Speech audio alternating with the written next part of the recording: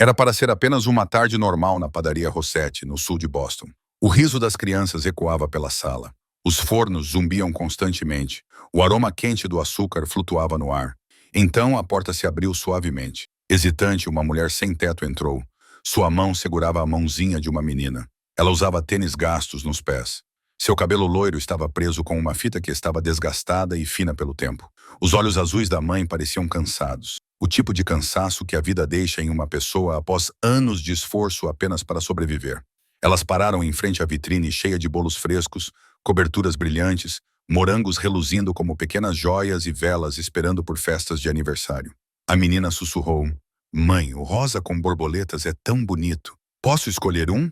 A mãe engoliu em seco e forçou um sorriso que nunca chegou aos olhos. Então ela se inclinou, baixando a voz para a caixa, com palavras que apenas 3 pessoas na sala podiam ouvir.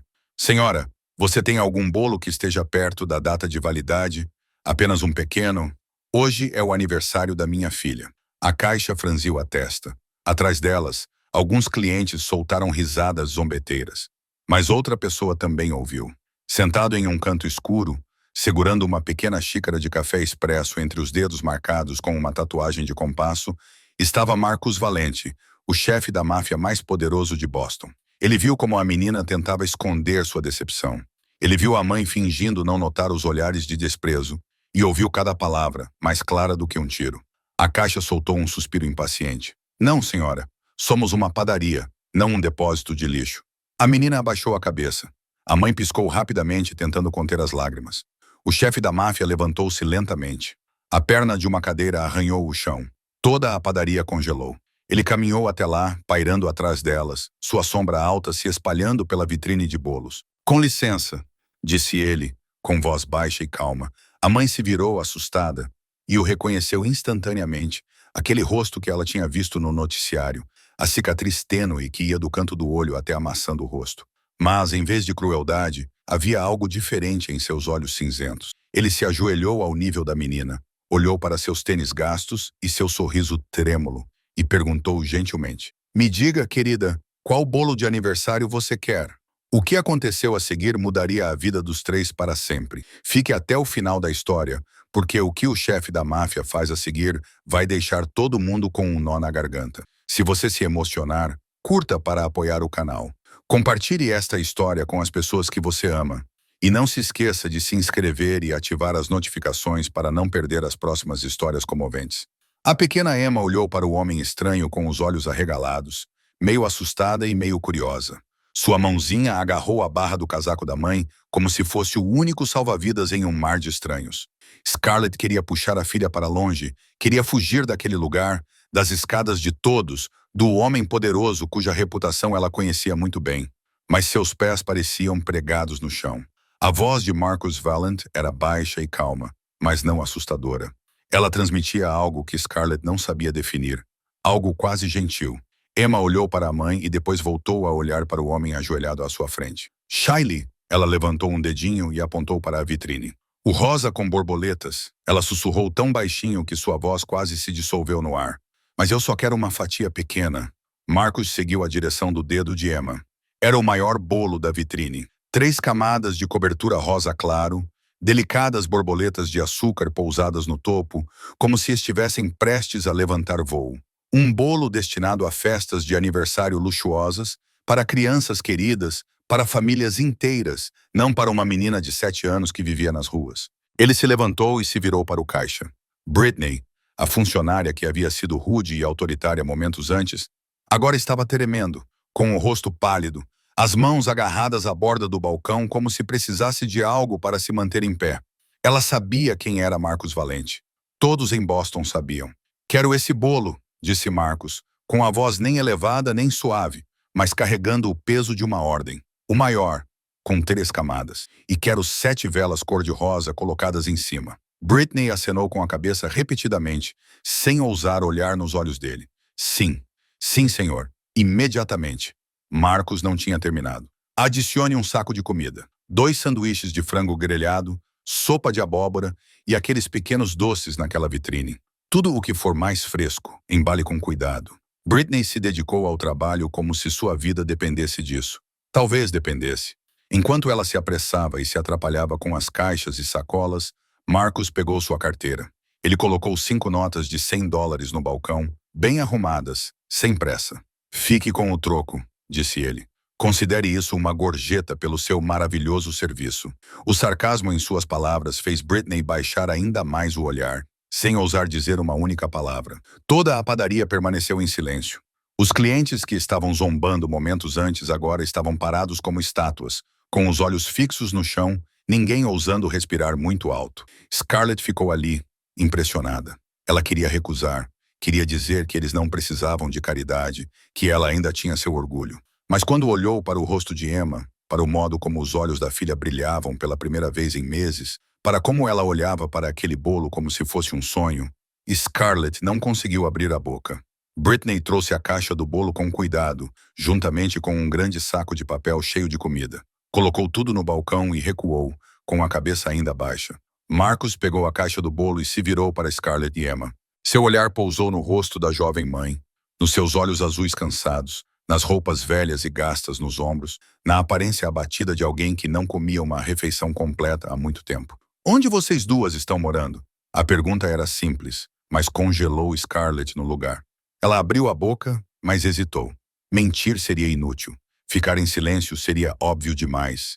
E seu silêncio era a resposta que Marcos já sabia antes mesmo de perguntar.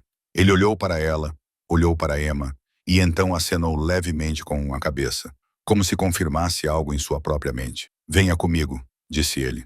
Não era uma ordem, nem um pedido. Apenas 3 palavras simples, carregando uma promessa que Scarlett ainda não conseguia entender. E mesmo que todos os instintos de sobrevivência em sua cabeça gritassem, corra, recuse, fique longe desse homem. Outra parte dela, a parte que estava exausta, desesperada, desgastada por carregar tudo sozinha por muito tempo, sussurrou de volta. O que mais há a perder? Scarlett olhou para Marcos e esperou. Ela acabara de contar tudo a ele. Desde os anos de esperança em que trabalhava como enfermeira, até a enorme dívida que Ryan havia deixado para trás e os 8 meses implacáveis de vida nas ruas, ela havia desabafado tudo como se as próprias palavras fossem um peso que carregava há muito tempo e finalmente precisava deixar para trás. Agora era a vez dele. Por que você fez tudo isso? Por que nos observou por 3 semanas? Por que um homem como você se importaria com uma mãe e uma criança sem teto? Marcos não respondeu imediatamente. Ele sentou-se à sua frente na sala de estar do novo apartamento, com o rosto parcialmente submerso na sombra. Emma dormia em seu quarto, segurando com força o ursinho de pelúcia que Rosa já havia colocado na cama. O apartamento estava tão silencioso que Scarlett podia ouvir o tic-tac do relógio de parede. 12 anos atrás, Marcos finalmente falou, com a voz mais baixa e áspera, como se cada palavra tivesse que atravessar uma parede invisível em sua garganta. Eu tenho uma irmã, Isabela. Scarlett permaneceu em silêncio, sentindo que aquele não era o momento de questionar, apenas de ouvir. Marcos olhou pela janela. A luz da rua invadia o ambiente e traçava as linhas duras de seu rosto, fazendo com que a cicatriz tênue em sua maçã do rosto parecesse mais profunda. Isabela era minha única irmã. Ela não era nada parecida comigo. Gentil, delicada. Ela acreditava no bem do mundo. Quando escolhi esse caminho, ele levantou uma mão levemente, indicando tudo o que representava. Ela não aceitou. Ela queria uma vida normal, longe de mim, longe da escuridão que eu carregava comigo. Ele fez uma pausa e respirou fundo. Isabela se casou com um homem que amava. Eles tiveram uma filha, Sofia, mas então o marido dela foi embora quando Sofia tinha apenas 2 anos. Assim como Urion, ele desapareceu sem dizer uma palavra, deixando sua esposa e filha em ruínas. Scarlett sentiu um arrepio percorrer sua espinha. A semelhança era óbvia demais, dolorosa demais. Isabela se recusou a aceitar meu dinheiro. Marcos continuou. Ela disse que não queria se ligar a dinheiro manchado de sangue. Ela carregava tudo sozinha. 3 empregos, caixa durante o dia, faxineira à tarde, garçonete em um bar à noite, dormindo 3 ou 4 horas por dia. Tudo isso para que Sofia tivesse comida e roupas e pudesse ir à escola como as outras crianças. A voz de Marcos começou a tremer, algo que Scarlett nunca imaginou que veria em um homem como ele. Uma noite, Isabela estava dirigindo para casa após seu 3º turno. Às 2 da manhã, ela estava tão cansada, tão exausta, que não conseguia manter os olhos abertos. Seu carro bateu no canteiro central da rodovia. Ela morreu no local. Scarlett levou a mão à boca, lágrimas escorrendo antes que ela pudesse contê-las. Ela não conhecia Isabela, nunca tinha visto aquela mulher, mas entendia. Ela entendia o tipo de exaustão que faz seu corpo parecer que vai desabar. Ela entendia as noites sem dormir, preocupada com uma criança. Ela entendia a solidão de uma mãe solteira sem ninguém ao seu lado. Sofia, minha sobrinha, tinha 7 anos na época. Marcos disse, sua voz ficando tensa como se estivesse sendo estrangulada. A mesma idade que Emma tem agora. Depois que Isabela morreu, tentei adotar Sofia. Queria fazer o certo por ela, pela minha irmã. Por todos os anos em que não estive presente, mas o tribunal recusou meu pedido. Ele soltou uma risada amarga e vazia. Não era adequado para criar uma criança. Sofia foi enviada para um orfanato. Tentei de tudo. Dinheiro, contatos, tudo o que eu tinha. Mas eles a levaram, transferiram-na de um lugar para outro e no final perdi o rastro dela. A última vez que vi Sofia foi no funeral da mãe dela. Ela estava ao lado do caixão sem chorar, apenas olhando. Os olhos de uma criança de 7 anos não deveriam carregar um vazio como aquele.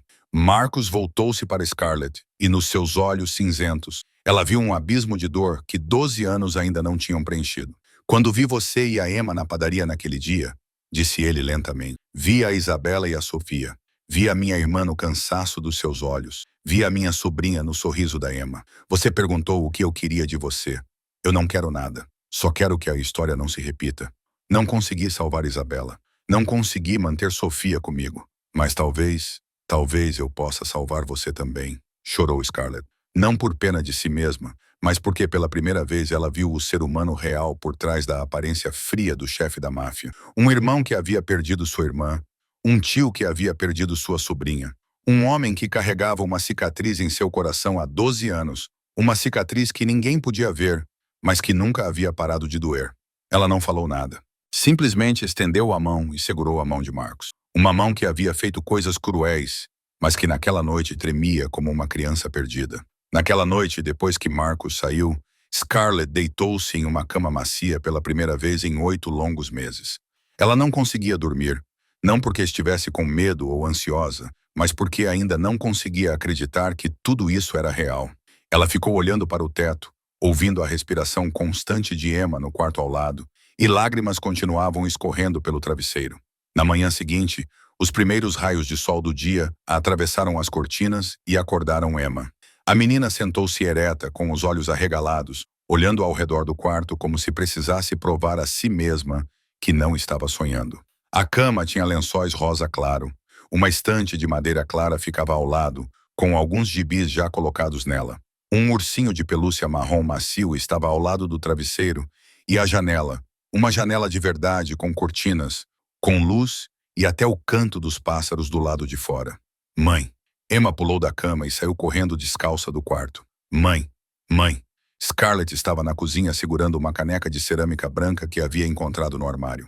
Ela se virou ao ouvir a voz da filha, e a cena à sua frente fez seu coração parar por um instante. Emma estava no meio da sala, com os olhos azuis brilhando, o rosto radiante com uma alegria que Scarlett pensava que nunca mais veria. Mãe, esta é a nossa casa? Sério, mãe, eu tenho o meu próprio quarto. Tenho uma cama. Tenho até um ursinho de pelúcia. Scarlett colocou a caneca na mesa e se ajoelhou para abraçá-la. Ela não conseguia falar. Apenas abraçou Emma com força e chorou.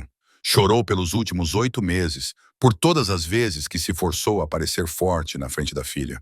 Chorou pelas noites geladas nas esquinas, quando precisava abraçar Emma para mantê-la aquecida. Ela chorou pelas refeições que pulou para que sua filha pudesse comer mais um pedaço de pão. Ela chorou porque finalmente sua filhinha tinha um teto sobre sua cabeça.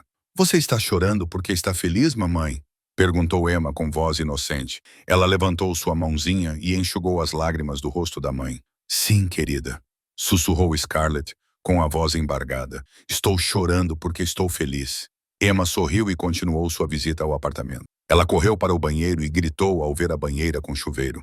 Abriu a geladeira e ficou boquiaberta ao ver as caixas de leite, os ovos e as frutas frescas. Parou na janela da sala e olhou para o pequeno parque abaixo, com fileiras de árvores verde escuras. Mãe, tem um parque também.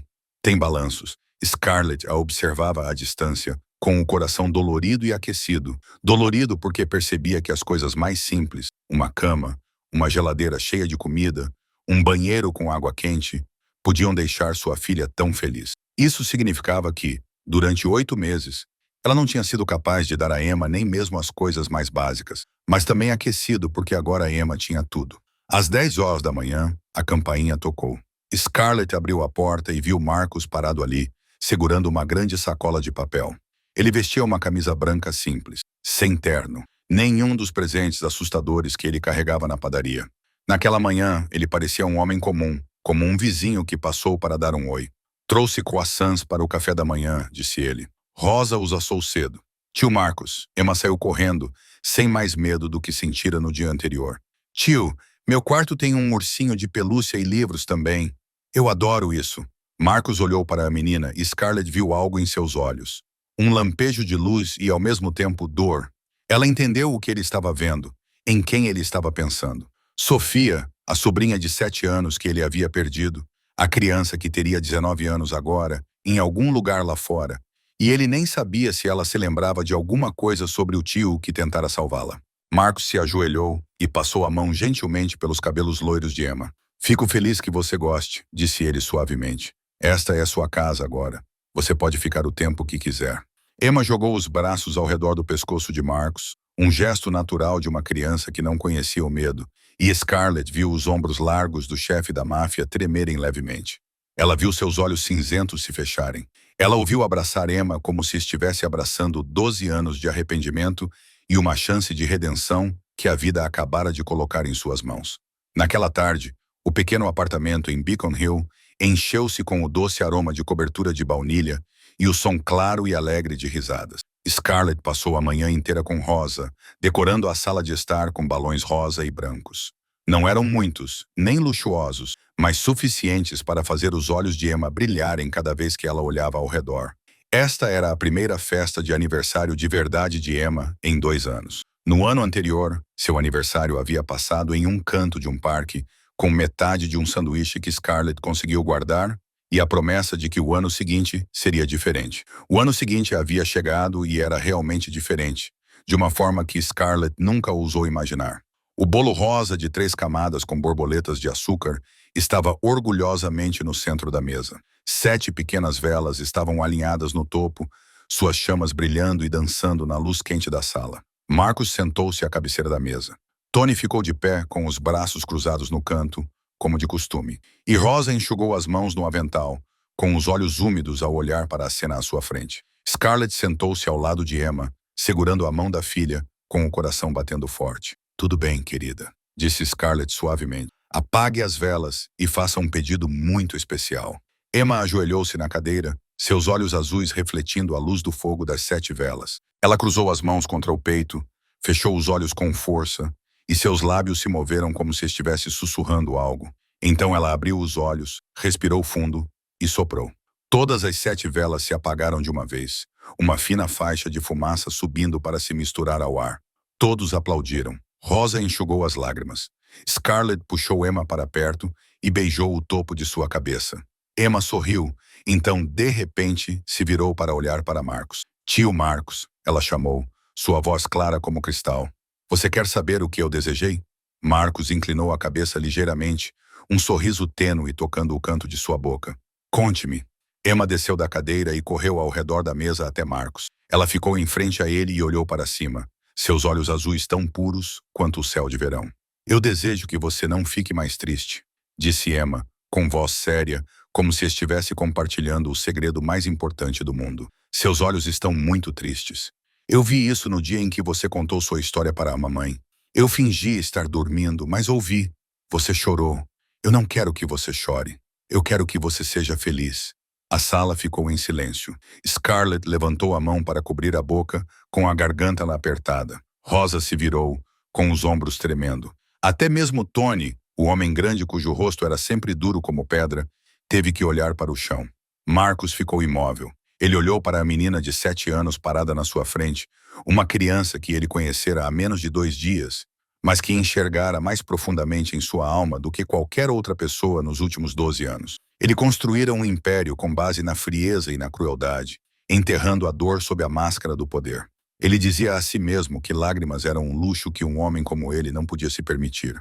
Mas agora, no olhar azul claro de Emma, no desejo de aniversário que ela lhe deu em vez de a si mesma, todas as barreiras que ele havia construído desmoronaram de repente. Marcos abaixou a cabeça. Seus ombros começaram a tremer, e pela primeira vez em 12 anos, desde a noite em que ficou ao lado do caixão de Isabela, desde a última vez que viu Sofia sendo levada embora, desde o momento em que disse a si mesmo que nunca mais choraria, lágrimas rolaram por suas bochechas. Não eram lágrimas de fraqueza, mas lágrimas de um homem que finalmente se permitia curar. Emma não teve medo. Ela deu um passo à frente e envolveu o pescoço de Marcos com seus pequenos braços. Não chore mais, tio. Agora estou aqui. Minha mãe também está aqui. Você não precisa mais ficar triste sozinho. Marcos a abraçou com força, seus ombros largos tremendo em ondas. Scarlett se aproximou dele e colocou a mão em suas costas. Ela não disse uma palavra, simplesmente ficou ali. E naquele momento, sob a luz quente do pequeno apartamento, rodeados pelo cheiro de bolo e balões cor-de-rosa, 3 estranhos encontraram-se. Uma menina de 7 anos com um desejo de cura, uma mãe exausta que reencontrou a esperança e um chefe da máfia que, pela primeira vez em mais de uma década, sentiu que talvez merecesse perdão.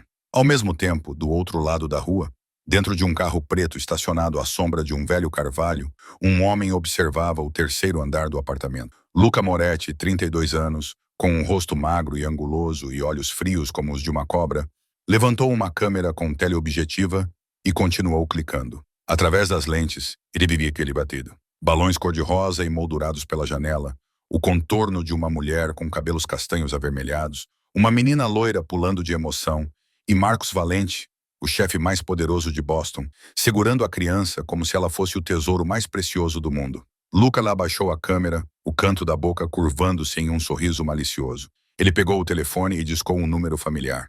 A voz do outro lado atendeu após 2 toques. Relatório. Uma voz grave e áspera disse: Senhor. Castellano, disse Luca baixando a voz como se alguém pudesse ouvir, embora estivesse sozinho no carro. Estou seguindo Valente há 3 dias, como você pediu. Algo interessante aconteceu. Continue.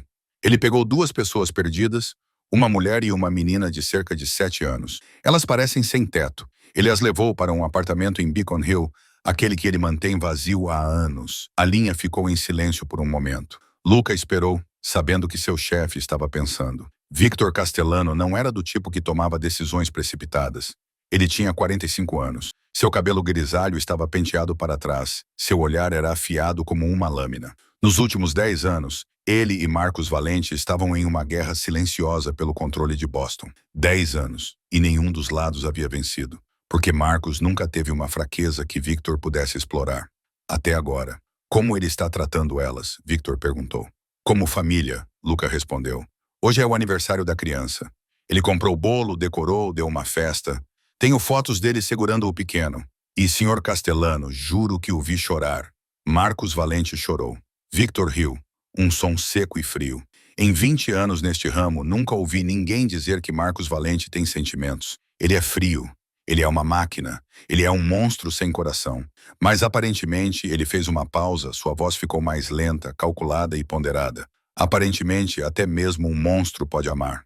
Luca olhou para o apartamento mais uma vez. Uma luz amarela quente se espalhava pela janela, completamente oposta à escuridão onde ele estava sentado. O que você quer que eu faça agora?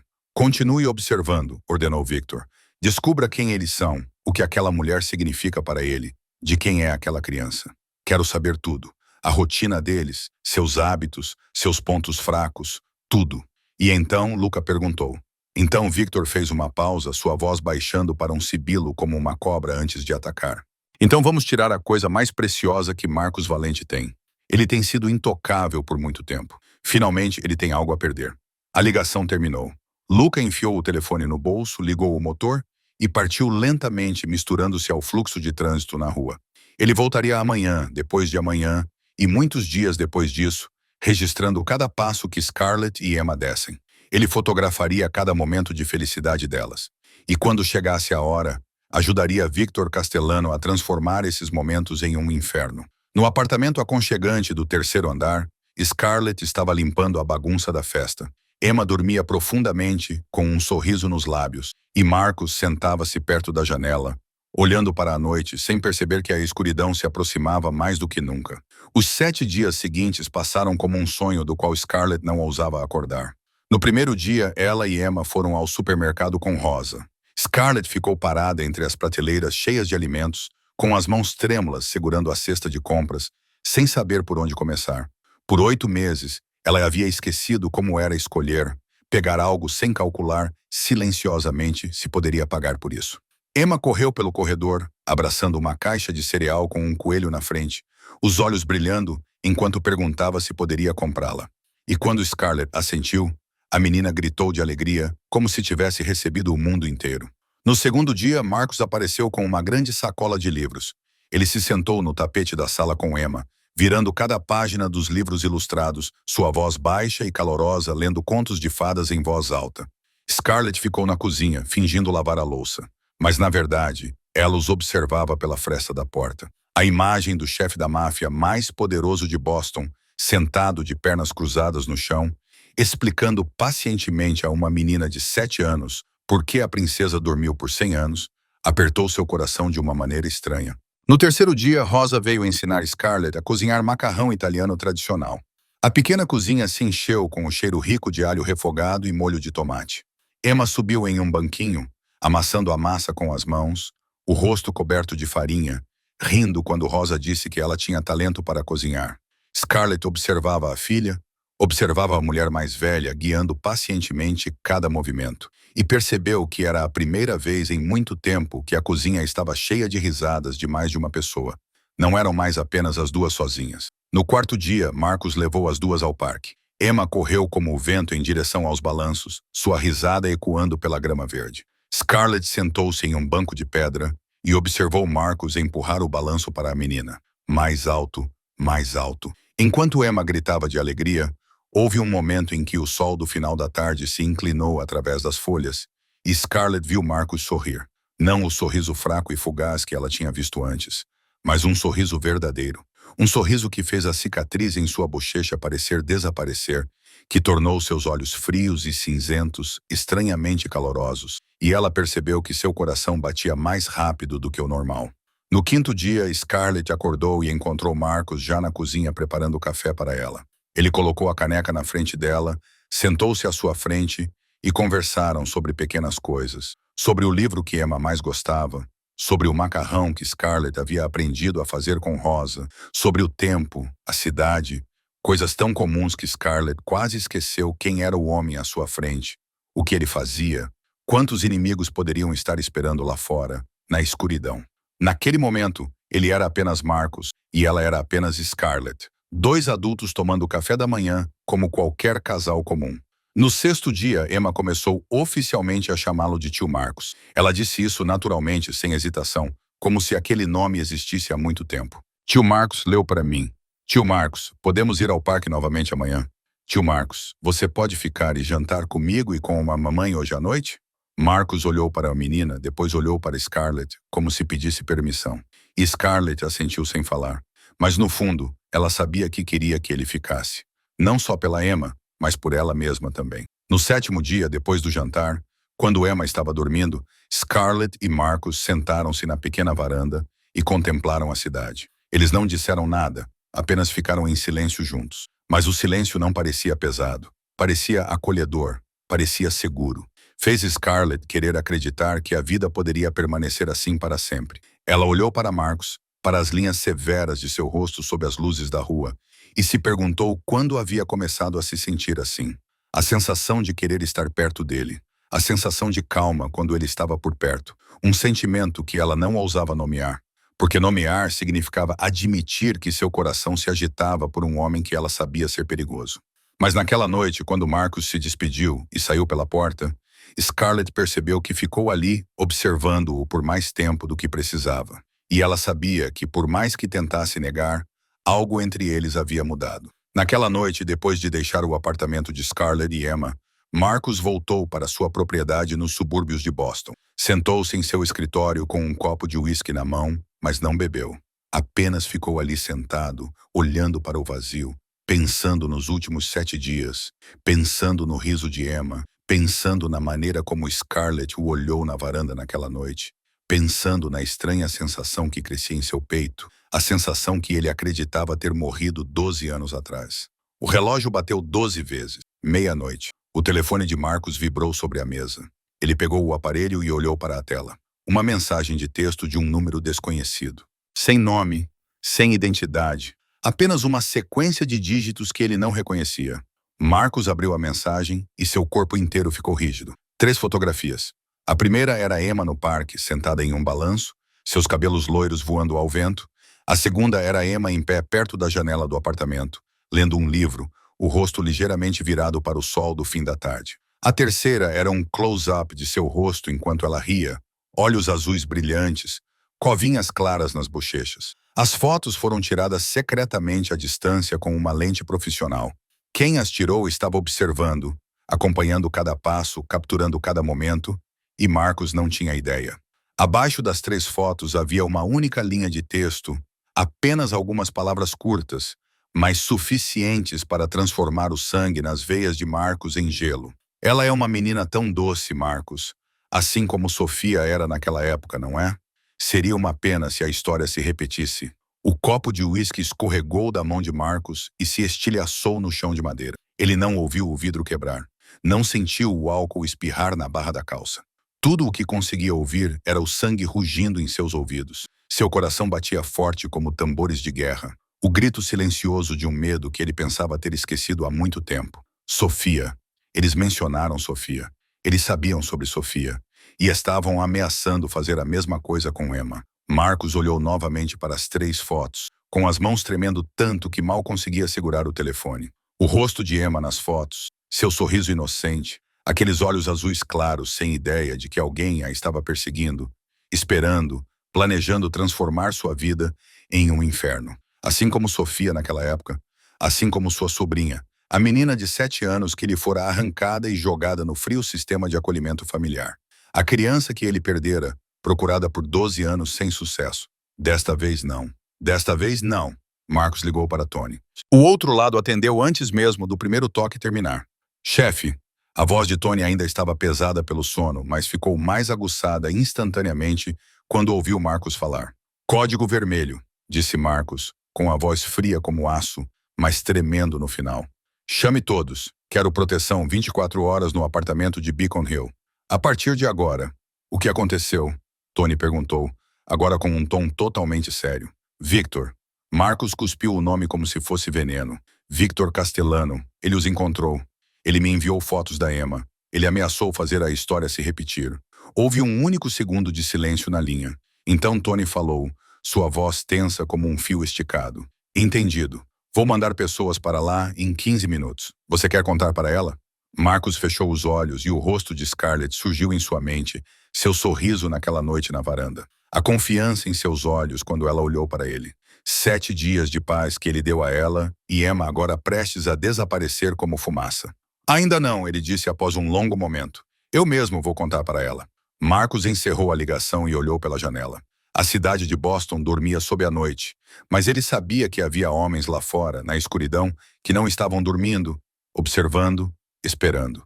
E Marcos Valente, o chefe mais poderoso da cidade, sentiu medo real pela primeira vez na vida. Não medo por si mesmo, mas medo por uma menina de 7 anos com olhos azuis e um sorriso de anjo. Medo pela mulher de cabelos ruivos que havia começado a conquistar um lugar em seu coração. Medo de que desta vez ele falhasse novamente. Assim como há 12 anos, Marcos chegou ao apartamento às 2 da manhã. Ele não ligou antes, não a avisou. Simplesmente apareceu na porta com o rosto pálido e os olhos cheios de tempestade. Scarlett abriu a porta de pijama, com os cabelos soltos e bagunçados, os olhos ainda pesados de sono. Mas no momento em que viu a expressão de Marcos, ela acordou completamente. O que aconteceu? Perguntou ela com a voz aguda de preocupação. Por que você está aqui a esta hora? Marcos entrou e fechou a porta atrás de si. Ele não falou nada, apenas entregou o celular a ela. Scarlett pegou o aparelho, olhou para a tela e sentiu como se o mundo desabasse sob seus pés. 3 fotos de Emma, sua filha, a criança que ela havia sacrificado tudo para proteger, tiradas em segredo, vigiada, seguida, e a linha de texto abaixo. Aquelas letras frias alinhadas como uma lâmina atravessaram seu coração. Seria uma pena se a história se repetisse.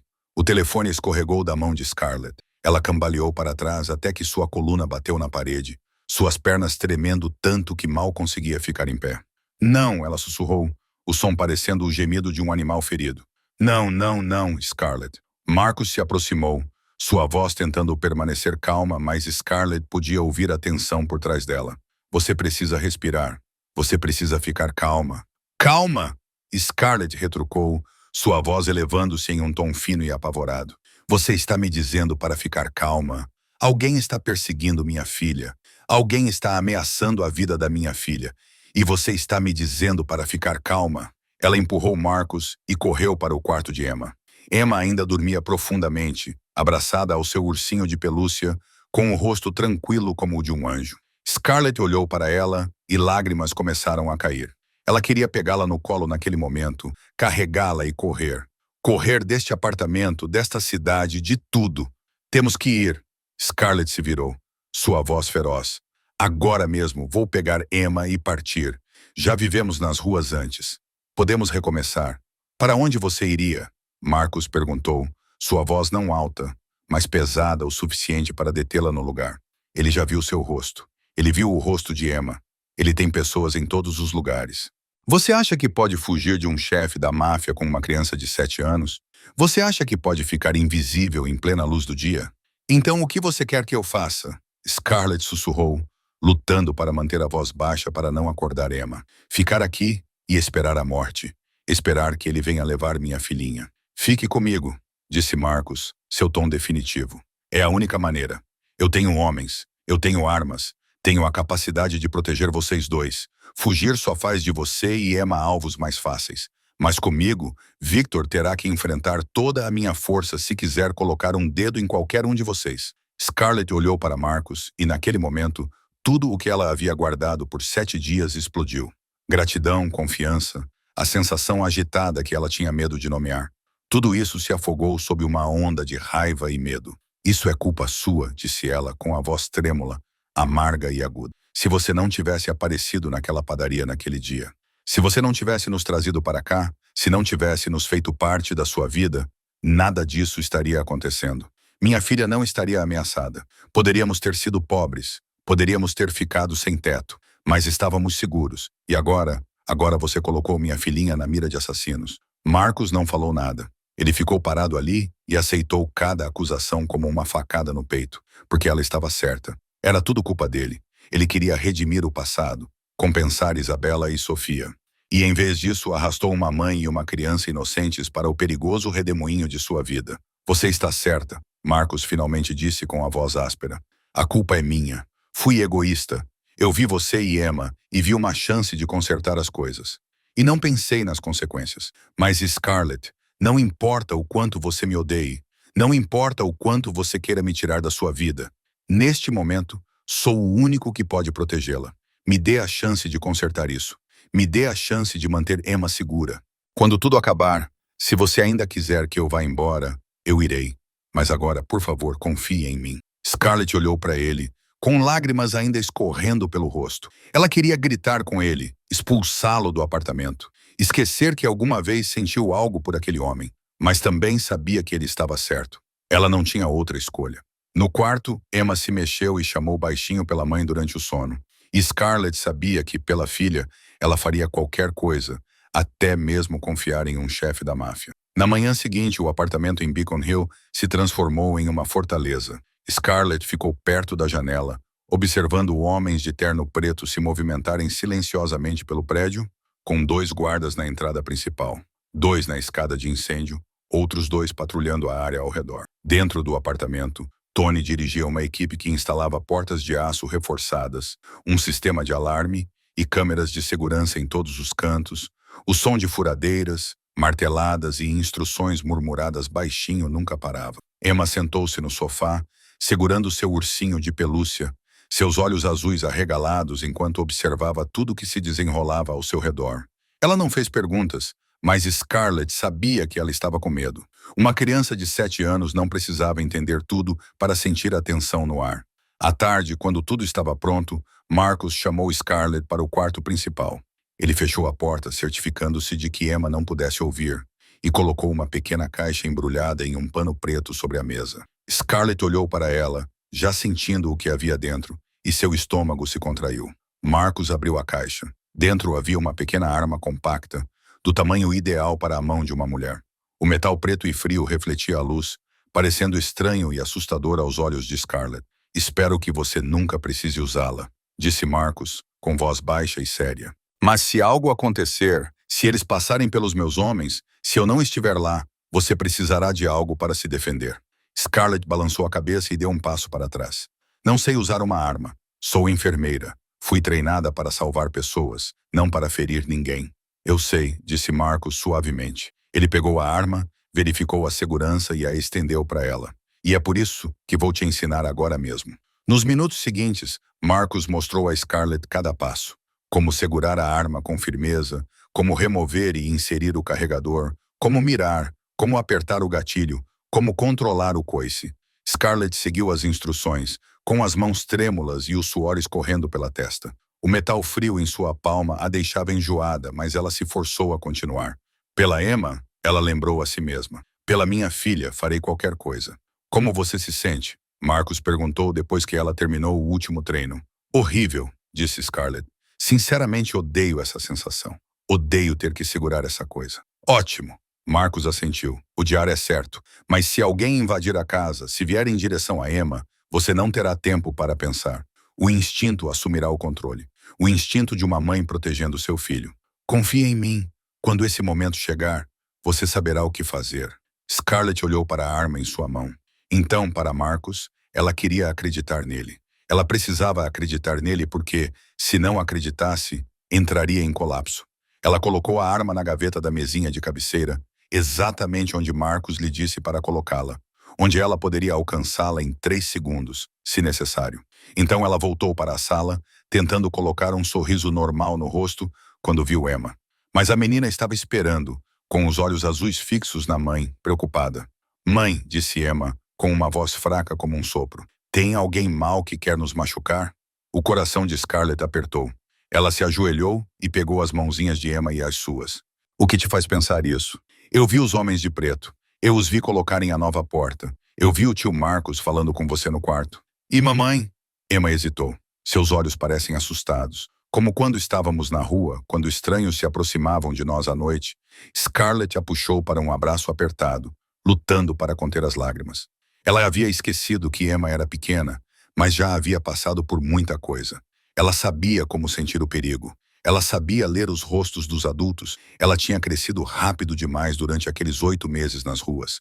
O tio Marcus está nos protegendo. Scarlett sussurrou no cabelo da filha. Ele é muito forte. Ele não vai deixar ninguém machucar você.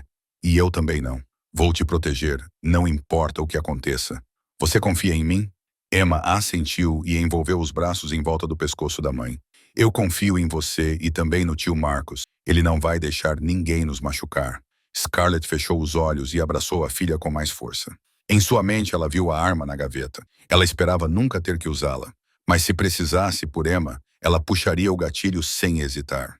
Ao mesmo tempo, a cerca de 8 quilômetros ao sul do apartamento em Beacon Hill, no porão de um antigo restaurante italiano em Sui, Victor Castellano presidia uma reunião. 15 homens estavam sentados em torno de uma longa mesa de madeira, seus rostos parcialmente ocultos pela sombra, com apenas a luz amarela fraca de uma lâmpada pendurada no teto iluminando o ambiente. A fumaça dos cigarros se espalhava pelo ar pesado, carregado pelo cheiro de uísque e tensão. Victor estava de pé à cabeceira da mesa, segurando uma pilha de fotografias.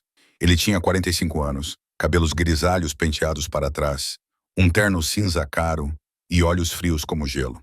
Quando ele falava, toda a sala ficava em silêncio. Marcus Valente acha que pode protegê-los. Victor jogou a pilha de fotos sobre a mesa. Fotos de Scarlett e Emma se espalharam pela madeira. Algumas tiradas no parque, outras pela janela do apartamento, outras enquanto estavam no supermercado. Ele reforçou a segurança do apartamento, colocou 6 guardas, instalou câmeras por toda parte. Ele acha que isso é suficiente para nos impedir. Luca, sentado à direita de Victor, falou. 6 homens não são nada, chefe, e o apartamento fica no 3º andar, com apenas uma escada principal e uma escada de incêndio. Não será fácil entrar. Victor riu, um som seco, sem humor. 6 homens. Eu tenho 15 e tenho algo que Marcus não tem. Ele apontou para um mapa do prédio espalhado no centro da mesa. Posições estratégicas marcadas com tinta vermelha. O elemento surpresa. Ele está se defendendo. o que significa que está esperando. Mas esperando o quê? Esperando quanto tempo? Um dia, uma semana, um mês? Seus homens vão se cansar, vão ficar descuidados, vão baixar a guarda. E é aí que atacamos. Victor circulou um ponto no mapa. 3 horas da manhã, amanhã à noite. A hora em que as pessoas dormem mais profundamente. A hora em que os reflexos estão mais lentos. A hora em que até mesmo os guardas mais profissionais lutam para se manterem alertas. Um jovem atirador na extremidade da mesa falou: "Qual é o alvo? Matar Valente?" Victor balançou a cabeça lentamente, um sorriso malicioso se espalhando por sua boca. "Não, matar Marcos é muito fácil, muito rápido, muito misericordioso.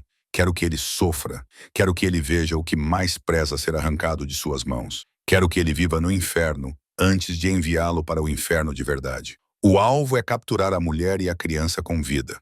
Luca ergueu uma sobrancelha. E depois? Victor olhou para a foto de Emma, sorrindo, e seu dedo acariciou levemente o rosto da menina na foto. "Então enviarei um presente a Marcos, peça por peça, até que ele caia de joelhos e implore, até que entregue todo o seu território, até que não lhe reste nada além de dor e arrependimento." A sala permaneceu em silêncio. Alguns homens trocaram olhares inquietos. Eram assassinos, pistoleiros frios, mas mesmo eles sentiram um arrepio diante da crueldade na voz de Victor. "Alguma pergunta?" perguntou Victor, passando o olhar pela mesa. Ninguém falou. "Ótimo." Victor assentiu e se endireitou. 3 horas da manhã. Amanhã à noite, 15 homens divididos em 3 grupos. O grupo 1 corta a energia e cuida das câmeras. O grupo 2 lida com os guardas do lado de fora. O grupo 3 invade o apartamento e traz os alvos para fora. Rápido, limpo, sem deixar rastros. Ele olhou para a foto de Emma mais uma vez. Seus olhos frios, sem um pingo de misericórdia. Amanhã à noite, Marcos Valente aprenderá a lição mais importante de sua vida. Neste mundo, ter uma fraqueza significa que você pode ser destruído. E ele acabou de expor a maior fraqueza que tem. Naquela noite, Marcos decidiu ficar no apartamento. Ele se sentou em uma poltrona na sala de estar, sem tirar os olhos da porta da frente, com a mão apoiada na arma em seu colo. Tony ficava de guarda no corredor, do lado de fora, com outros 2 homens. Mais 4 estavam posicionados no térreo e ao redor do prédio. Scarlett e Emma dormiam no quarto. A porta estava ligeiramente aberta para que Marcos pudesse ouvir qualquer movimento. O apartamento estava tão silencioso que era possível ouvir o tic-tac do relógio de parede. 2h55 da manhã. Marcos olhou para o relógio, sentindo uma inquietação crescente. Algo não estava certo. O ar parecia muito parado, muito normal, como se uma tempestade estivesse ganhando força antes de se formar. Ele pegou o rádio para ligar para Tony e verificar o perímetro. E naquele exato momento, as luzes se apagaram. Todo o apartamento ficou às escuras. Então, os tiros começaram. Não foi um único tiro, mas uma rápida série de disparos vindos do andar de baixo, rasgando a noite silenciosa. Gritos, passos correndo, vidros se estilhaçando. Marcos se levantou de um salto, o instinto de luta aprimorado ao longo de 20 anos de vida entrando em ação. Ele correu para o quarto e chutou a porta para abri-la. Scarlett já estava acordada, sentada na cama com Emma apertada em seus braços, os olhos arregalados na escuridão. "Banheiro!" gritou Marcos, com voz urgente e firme. "Leve Emma para o banheiro. Tranque a porta. Não abra para ninguém, a menos que ouça minha voz." Scarlett não perguntou nada. Ela não hesitou. Pegou Emma no colo e correu para o banheiro, aquele que Marcos havia reforçado com uma porta de aço e uma fechadura especial. Emma chorava, seus soluços abafados pelo caos lá fora. "Mamãe, estou com medo. Estou aqui com você." Scarlett empurrou Emma para o canto do banheiro e usou seu próprio corpo como escudo. Ela se esticou para trancar a porta, seu coração batendo forte como se fosse explodir. Lá fora, Marcos correu em direção à porta da frente. No momento em que Tony tropeçou, com a mão esquerda pressionada sobre o ombro direito, sangue escorrendo por entre seus dedos. "São muitos, chefe", gritou Tony com o rosto contorcido de dor. "Pelo menos 15. Os 2 caras na escada estão mortos. Eles estão subindo." Marcos puxou Tony para dentro, bateu a porta de aço e trancou a fechadura.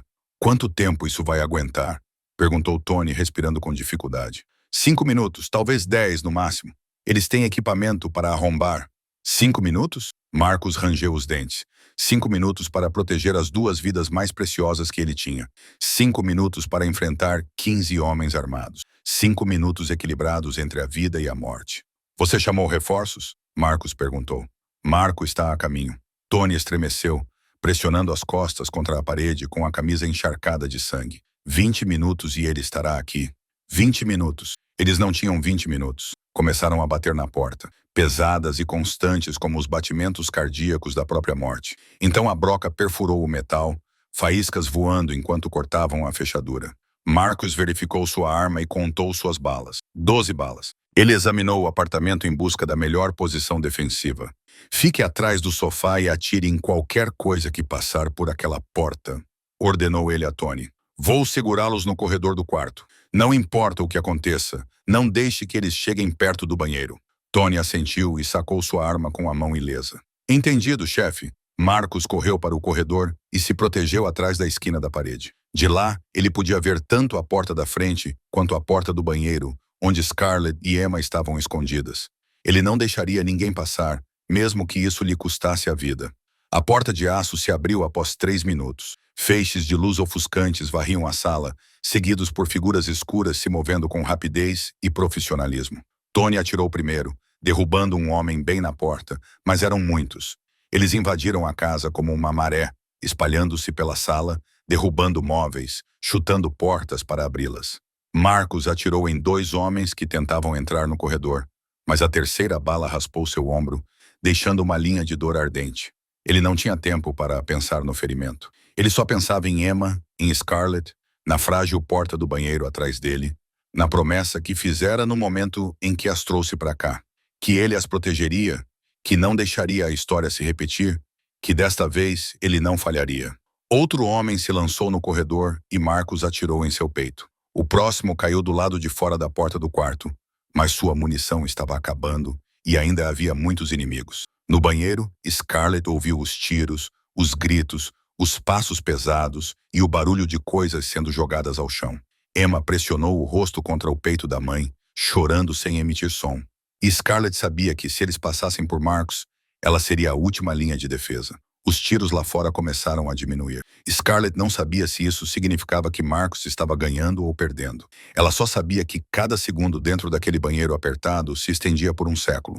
Emma se encolheu no canto, os olhos azuis encharcados de lágrimas enquanto olhava para a mãe com terror absoluto. Ela não chorava mais alto, apenas tremia, com os soluços presos na garganta. Scarlett se ajoelhou na frente dela, segurando os ombros de Emma com as 2 mãos. Escute-me, sussurrou, com a voz trêmula, mas se esforçando para manter a calma. Não importa o que aconteça, você fica bem aqui. Não sai. Não faz barulho, entendeu? Emma assentiu, os lábios tão apertados que ficaram pálidos. Scarlett beijou sua testa, depois se levantou e se virou para a porta. Ela se lembrou da arma, a arma que Marcos lhe dera, a arma que ele lhe ensinara a usar, a arma que ela colocara na gaveta da cabeceira, a gaveta da cabeceira do quarto, fora deste banheiro. O coração de Scarlett afundou. Ela não a tinha. Ela se esquecera de pegá-la quando Marcos gritou para ela correr para cá. Ela só pensara em proteger Emma, em correr, e se esquecera da única arma que poderia salvá-las. Então, passos pesados soaram do lado de fora da porta do banheiro. Em seguida, uma voz estranha de homem, cheia de ameaças. Elas estão aqui. Eu as encontrei. Scarlett ficou rígida. Ela ouviu batidas na porta, metal batendo em metal, uma furadeira gritando nas dobradiças. Eles estavam arrombando a porta. Eles entrariam em poucos minutos, e ela não tinha nada nas mãos para revidar. Mãe. Emma sussurrou atrás dela com a voz quebrada. Scarlett se virou e olhou para a filha. Para aquele rostinho pálido de medo, para aqueles olhos azuis implorando para que ela fizesse alguma coisa. E naquele momento, algo dentro de Scarlett se acendeu. Não era desespero, nem rendição, era raiva. A raiva de uma mãe que não tinha mais nada a perder. Ela examinou o banheiro procurando por qualquer coisa que pudesse usar como arma. Seu olhar se fixou no grande espelho na parede. Ela agarrou a borda e puxou. O espelho caiu e se estilhaçou no chão. Scarlett se abaixou, pegou o maior caco, afiado como uma lâmina. O vidro cortou sua palma e sangue jorrou, mas ela não sentiu dor. Ela só sentiu determinação. A porta de aço se abriu. Um homem grande entrou, com o rosto parcialmente coberto por uma máscara preta e uma arma na mão. Ele viu Scarlett em pé na frente de Emma, com o pedaço de espelho na mão e sangue escorrendo pelo braço. E ele riu, um sorriso de puro desprezo. O que você acha que vai fazer com isso? Ele perguntou, levantando a arma e apontando diretamente para Scarlett. Abaixe isso e saia do caminho. Não tenho nada a ver com você. Só preciso da criança. Scarlett não se moveu. Ela ficou ali, segurando o caco com força, seu corpo a única barreira entre o predador e sua filha. Ela sabia que não poderia vencer. Um pedaço de vidro contra uma arma. Uma enfermeira sem teto contra um assassino profissional. Mas ela não se afastaria, mesmo que isso significasse morrer. Eu já disse. Sua voz ficou impaciente. Afaste-se. Não me faça fazer algo que eu não quero fazer. Scarlett olhou diretamente nos olhos dele, sua voz tremendo, mas cada palavra soando clara. Se você quer minha filha, terá que passar por cima do meu cadáver primeiro. O intruso ergueu uma sobrancelha, surpreso com sua teimosia. Ele deu um passo à frente, ainda apontando a arma para ela. Quem você pensa que é? Perguntou ele com um tom frio e monótono. O que você acha que pode fazer? Scarlett respirou fundo. Em sua mente, os últimos meses passaram como um filme em câmera rápida. Noites geladas nas ruas, refeições que ela havia pulado para que Emma pudesse comer mais um pouco. O tempo em que ela fingiu ser forte enquanto se despedaçava por dentro. Cada sacrifício, cada lágrima, cada noite em que ela ficou acordada se preocupando com sua filha. Tudo isso levou a este momento. Eu sou a mãe desta criança, disse Scarlett, e sua voz não tremia mais. Isso é tudo que eu preciso ser. O intruso riu e avançou para arrancar Emma do canto. Ele não via Scarlett como uma ameaça. Ele achava que ela era apenas uma mulher fraca segurando um pedaço de vidro inútil. Esse foi seu último erro. No instante em que ele passou por ela, Scarlett não pensou. Ela não hesitou. Ela enfiou o pedaço de vidro em sua garganta com toda a sua força, com toda a fúria de uma mãe protegendo seu filho. Ele gritou, se contorcendo para trás, levantando a arma. Mas Scarlett já estava em cima dele, lutando para tirar a arma. E naquele momento violento, seu dedo encontrou o gatilho. Ela apertou. O tiro explodiu dentro da pequena sala, ensurdecedor. O intruso caiu no chão e não se moveu. Scarlett ficou ali, a arma fumegando em sua mão, seu corpo inteiro tremendo. Ela olhou para o homem a seus pés, depois voltou a olhar para Emma, encolhida no canto. Você está bem? Perguntou ela com a voz rouca. Emma assentiu, lágrimas escorrendo pelo rosto. E Scarlett sabia que, embora tivesse acabado de tirar uma vida, não se arrependeu nem um pouco, porque foi a escolha de uma mãe.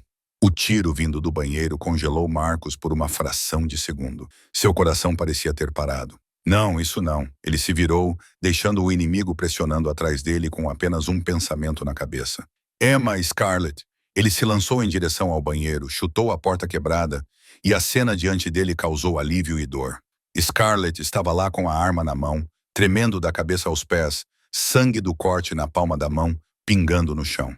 Aos seus pés estava o corpo do intruso, e no canto, Emma estava sentada encolhida, com os olhos arregalados, olhando para a mãe com horror.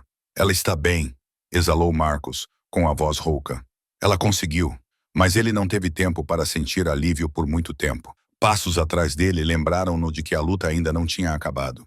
Ele virou-se, arma em punho, enfrentando o último homem que entrava no corredor. Um tiro, o homem caiu e depois silêncio. Um silêncio tão repentino que Scarlett pensou ter ficado surda. Ela ficou ali, sem ousar se mover, sem ousar acreditar que tudo havia acabado. Não até que o som das sirenes se elevasse lá fora. Não até que passos pesados trovejassem pela escada. Não até que a voz familiar de Tony gritasse da sala de estar. Chefe, o reforço chegou. Temos tudo sob controle. Marcos não respondeu. Ele entrou no banheiro e gentilmente tirou a arma da mão de Scarlett. Ela olhou para ele, seus olhos azuis vazios, como se sua alma tivesse deixado seu corpo. Eu matei alguém, ela sussurrou, sua voz trêmula. Eu matei um homem. Você salvou sua filha, disse Marcos, seu tom gentil, mas firme. Você fez a coisa certa. Scarlett olhou para sua mão, a mão ainda manchada de sangue, a mão que acabara de puxar o gatilho. Então ela olhou para Emma, ainda encolhida no canto, e algo dentro dela se quebrou. Ela chorou. Não as lágrimas silenciosas de antes, mas o choro soluçante e desconsolado de uma mulher que havia sofrido demais. Um choro de medo, de alívio, de exaustão. Marcos deu um passo à frente e a envolveu em seus braços. Ele não disse uma palavra, apenas a deixou chorar. Deixou-a derramar tudo o que ela vinha reprimindo. Emma levantou-se, correu até eles e se colocou entre os dois adultos, seus pequenos braços envolvendo sua mãe e Marcos ao mesmo tempo. Os três ficaram ali, no banheiro destruído, cercados pelo cheiro de pólvora e sangue. abraçados como se fosse a única coisa que os impedisse de se separar. Lá fora, o amanhecer estava surgindo. A primeira luz do novo dia entrou pela janela quebrada e iluminou o apartamento destruído. Tony apareceu na porta do banheiro, com o ombro ainda enfaixado de forma grosseira, o rosto cansado, mas trazendo boas notícias. "Pegamos Victor", relatou. "Ele estava no carro de comando lá fora, esperando por novidades. Nossos homens o derrubaram." Marcos ergueu a cabeça e olhou para Tony. Seu olhar não era mais frio. Naqueles olhos cinzentos havia alívio, gratidão. Algo que Tony nunca tinha visto em seu chefe em 20 anos. "Cuide dele do nosso jeito", disse Marcos com a voz exausta. "Mas não hoje. Hoje eu preciso estar com eles." Tony assentiu, recuou e fechou a porta. Marcos olhou para Scarlett e Emma em seus braços. Scarlett havia parado de chorar, com a cabeça apoiada em seu peito, sua respiração gradualmente se acalmando. Emma havia adormecido, exausta após o terror da noite, com marcas de lágrimas ainda no rosto. E Marcos, o chefe da máfia mais poderoso de Boston, o homem que não chorava há 12 anos, sentiu lágrimas quentes rolarem por suas bochechas. Ele não estava chorando de dor. Ele não estava chorando de medo. Ele chorava porque, pela primeira vez na vida, tinha algo que valia a pena proteger. E ele não tinha falhado. Ele chorava por Isabela, por Sofia, por todas as perdas que carregava há mais de uma década. Ele chorava porque Scarlett confiava nele. Porque Emma o chamava de tio Marcos. Porque eles tinham passado pelo inferno e sobrevivido. Ele as abraçou com mais força. Deixou as lágrimas caírem livremente e sussurrou uma promessa que só o amanhecer podia ouvir. "Nunca mais deixarei ninguém magoar vocês, não importa o que custe." 6 meses se passaram como um sonho. Scarlett não tinha mais medo de acordar. Depois daquela noite horrível, Marcos mudou-se com ela e Emma para uma nova casa em um bairro tranquilo nos subúrbios de Boston, com uma cerca branca, um quintal sombreado por árvores e o canto dos pássaros todas as manhãs. Não havia mais apartamento marcado por balas e sangue. Não havia mais lembranças de tiros à noite. Apenas paz, do tipo que Scarlett acreditava que nunca iria experimentar. Ela voltou a trabalhar como enfermeira em uma pequena clínica a 15 minutos da casa. Marcos a ajudou a restaurar suas credenciais, resolver os problemas legais da dívida que Ryan havia deixado para trás e abriu as portas para ela entrar em uma nova vida. No primeiro dia de volta ao trabalho, Scarlett ficou em frente ao espelho, olhou para o uniforme familiar de enfermeira e chorou. Não porque estivesse triste, mas porque percebeu que ainda era ela mesma. Ainda era Scarlett Morgan, a mulher que queria curar e ajudar outras pessoas. 8 meses sem teto não tinham tirado isso dela. A noite de terror não tinha tirado isso dela. Ela ainda estava ali, mais forte do que nunca. Emma começou a estudar em uma escola primária perto de casa. No primeiro dia, ela se agarrou à mão da mãe no portão da escola, com os olhos azuis ansiosos, enquanto observava crianças desconhecidas correndo e brincando pelo pátio. Mas depois de apenas uma semana, Emma já tinha amigos. Ela trazia para casa desenhos bagunçados e contava histórias sobre sua professora gentil, sobre Lily, que sentava ao lado dela e sempre lhe emprestava lápis de cor, sobre os almoços na cantina e a pizza que ela mais gostava. Scarlett a ouvia todas as noites e percebeu que essas eram as coisas mais simples com que ela sonhara para sua filha durante aqueles 8 meses nas ruas. Uma escola, amigos, uma infância normal. Marcos os visitava todos os fins de semana. Ele trazia doces da padaria Rosette, livros novos para Emma e, às vezes, flores para Scarlett. Eles jantavam juntos, conversavam sobre coisas comuns, riam como uma família de verdade. Scarlett não sabia como chamar o que existia entre ela e Marcos. Não era amor, pelo menos não ainda. Mas também não era apenas gratidão. Era algo mais profundo, um fio invisível conectando duas pessoas que haviam passado pelo inferno juntas. Mas o que deixava Scarlett mais feliz não era sua nova vida. Eram as notícias que Marcos trazia. Uma noite no mês passado, ele sentou-se à sua frente na sala de estar, com uma emoção no rosto que ela raramente via. "Encontrei Sofia", disse ele com a voz rouca. "Minha sobrinha, eu a encontrei." Scarlett olhou para ele com o coração acelerado. "Onde ela está? Como ela está?" Marcos sorriu, um sorriso raro, com lágrimas nos olhos. "Sofia tem 19 anos agora. Ela está no 2º ano da faculdade cursando psicologia. Ela mora na Califórnia. Uma boa família a adotou quando ela tinha 10 anos. Ela é saudável, inteligente e bonita, assim como Isabela." Ele fez uma pausa e respirou fundo. "Entrei em contato com ela. No começo, ela não quis me encontrar. Ela sabe quem eu sou, o que faço. Ela estava com medo, mas depois concordou em falar ao telefone. Conversamos por 3 horas. Ela me contou sobre sua mãe, sobre as poucas lembranças que ainda tem, e disse que vai pensar em me encontrar. Scarlett segurou a mão de Marcus, com os olhos ardentes. É um começo maravilhoso. Marcus assentiu, com lágrimas escorrendo pelo rosto. 12 anos. 12 anos eu a procurei. E finalmente, ouvi sua voz.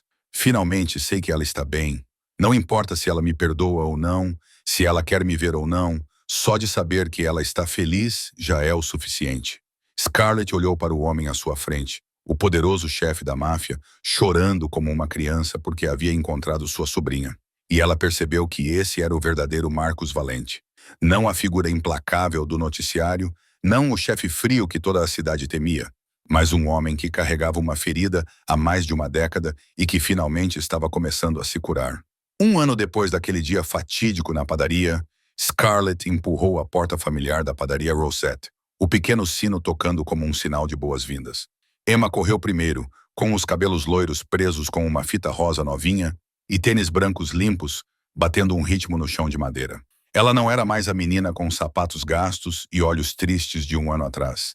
Agora Emma tinha 8 anos, era saudável, feliz e olhava ansiosamente para a vitrine de bolos, como se ela contivesse um universo mágico inteiro. Marcus entrou por último, com a mão apoiada levemente nas costas de Scarlett. Ele vestia uma camisa azul escura, sem terno, sem a presença intimidadora de um chefe da máfia, apenas um homem sorrindo enquanto observava uma menina loira apontar para cada bolo e fazer uma dúzia de perguntas. A padaria continuava a mesma. O cheiro quente de açúcar ainda pairava no ar. O forno ainda zumbia nos fundos. Mas algo estava diferente. Britney, a funcionária do ano anterior, havia se demitido há muito tempo. Atrás do balcão, agora estava uma mulher de meia-idade com um sorriso gentil, cumprimentando-os como convidados de honra. Eles escolheram a mesa no canto, o mesmo lugar onde Marcus se sentara 1 ano antes, quando os viu pela primeira vez. O bolo de aniversário foi trazido. 3 camadas de cobertura rosa com borboletas de açúcar, exatamente como o bolo do ano anterior. Mas desta vez havia 8 velas acesas no topo. Emma sentou-se entre Scarlett e Marcus, os olhos azuis brilhando à luz das velas. Rosa sentou-se à frente deles, com um lenço já na mão, pronta para enxugar as lágrimas. Tony ficou no canto, como de costume, mas havia um sorriso raro em sua boca. E ao lado de Tony, uma jovem de cabelos escuros observava a cena com emoção no rosto. Sofia, sobrinha de Marcus, tinha vindo da Califórnia para participar do aniversário de Emma. Ela conhecera Marcus pela primeira vez 2 meses antes. E mesmo que o relacionamento deles ainda estivesse se recuperando lentamente, ela concordara em fazer parte dessa nova família. "Tudo bem, querida", disse Scarlett gentilmente. "Apague as velas e faça um pedido muito especial." Emma fechou os olhos e cruzou as mãos sobre o peito. Ela manteve essa pose por alguns segundos, depois abriu os olhos e balançou a cabeça. "Não preciso pedir nada", disse Emma, sua voz clara ecoando pela padaria. "Todos os meus desejos já se realizaram." Scarlett sentiu as lágrimas brotarem. Ela se lembrou de 1 ano atrás, parada no caixa com a cabeça baixa, pedindo um bolo que estava prestes a expirar para sua filha. Ela se lembrou da humilhação, do desespero, da impotência de uma mãe que não podia dar à sua filha nem mesmo uma simples comemoração de aniversário. E agora sua filha estava sentada ali, dizendo que todos os seus desejos haviam se realizado. Emma respirou fundo e soprou todas as 8 velas. Todos aplaudiram. Rosa chorou. Sofia sorriu. E Marcus olhou para a menina com os olhos vermelhos pelo amor de um pai que ele nunca acreditou que se tornaria. Emma levantou-se e envolveu os braços em torno do pescoço de Scarlett, depois puxou Marcus para seu pequeno abraço também. Ela o segurou com força, com a cabeça apoiada no ombro da mãe e a mão segurando a camisa de Marcus. "Eu amo minha família", sussurrou Emma. "Obrigada, mamãe, por sempre me proteger. Obrigada, tio Marcus, por nos dar um lar. Sou a criança mais feliz do mundo." Marcus abraçou as duas e não falou nada, deixando as lágrimas caírem silenciosamente. Ele pensou em Isabela, a irmã que havia perdido. Pensou em Sofia, a sobrinha que havia reencontrado. E pensou em Scarlett e Emma, 2 pessoas que entraram em sua vida 1 ano atrás e mudaram tudo. Ele havia buscado redenção por 12 anos e finalmente a encontrou, não no poder ou no dinheiro, mas no riso de uma menina de 8 anos, nos olhos de uma mulher com cabelos castanhos avermelhados, em um bolo de aniversário com 8 velas em uma pequena padaria no sul de Boston. Às vezes, As melhores coisas da vida começam nos momentos mais desesperadores. Uma mãe pedindo um bolo vencido para sua filha. Um chefe da máfia carregando uma ferida que não cicatrizava há 12 anos. Uma menina de 7 anos com tênis gastos e um desejo simples. Eles se encontraram naquela pequena padaria e salvaram um ao outro. Não com dinheiro, não com poder, mas com a coisa mais simples, mais forte e mais preciosa deste mundo: amor. Esta história nos lembra que mesmo quando a vida nos empurra para um beco sem saída, mesmo quando pensamos que perdemos tudo, ainda há esperança. Ainda existem corações bondosos dispostos a ajudar. E às vezes, os milagres vêm dos lugares que menos esperamos. Se esta história te emocionou, clique no botão curtir para apoiar nosso canal. Compartilhe este vídeo com as pessoas que você ama para espalhar a mensagem de amor e esperança. E não se esqueça de se inscrever e ativar as notificações para não perder histórias comoventes todos os dias. Como essa história te fez sentir? Ela te fez pensar em alguma coisa da vida real? Compartilhe seus sentimentos nos comentários abaixo. Adoraríamos saber o que está em seu coração. Obrigado por ficar até o final da história. Desejamos a você e sua família boa saúde, uma vida alegre e dias cheios de amor e paz. Até logo e nos vemos no próximo vídeo.